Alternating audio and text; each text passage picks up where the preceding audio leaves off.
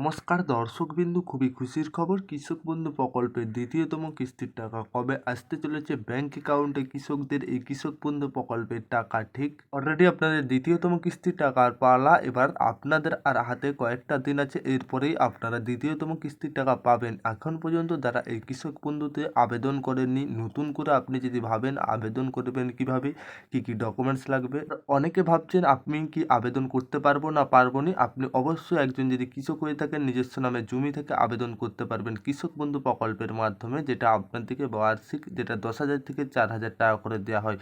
আর আপনাদের এবার দ্বিতীয়তম কিস্তির টাকা যেটা আপনারা খুব শীঘ্রই পাবেন। ঠিক দ্বিতীয়তম কিস্তির টাকা কবে ঢুকতে চলেছে কৃষক বন্ধু প্রকল্পের, আর নতুন করে কিভাবে আবেদন করবেন, আমাদের ডেসক্রিপশন বক্সে লিঙ্ক দেওয়া থাকবে, সমস্ত কিছু জানিয়ে দেবো। ভিডিওটি শেষ পর্যন্ত দেখতে থাকবেন, উপকারে আসবে। আগে আপনাদের কাছে ছোট্ট অনুরোধ, আপনারা যদি আমাদের চ্যানেলে প্রথমবার আসেন, চ্যানেলটিকে সাবস্ক্রাইবার করে অল নোটিফিকেশন অন করে রাখবেন। কৃষক বন্ধু প্রকল্পে 2024 সালে কৃষক বন্ধু প্রকল্পের তথ্য কবে অর্থাৎ কৃষকদের ব্যাংক অ্যাকাউন্টে জমা হবে তা নিয়ে অনেক কৃষক অপেক্ষা করছেন। যে অলরেডি প্রথমতম কিস্তির টাকা অনেক কৃষক পেয়ে গেছেন, এবারে দ্বিতীয়তম কিস্তির টাকা পালা।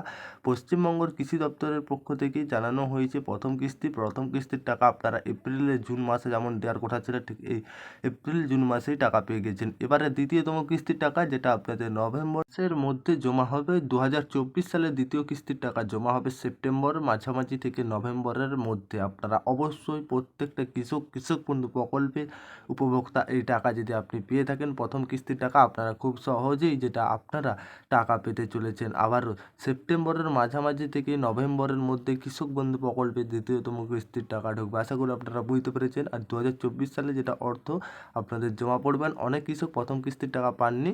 আর যে সমস্ত কৃষক প্রথম কিস্তির টাকা পাননি, কিছু সমস্যা রয়েছে, আপনারা সমাধান কোথায় করবেন?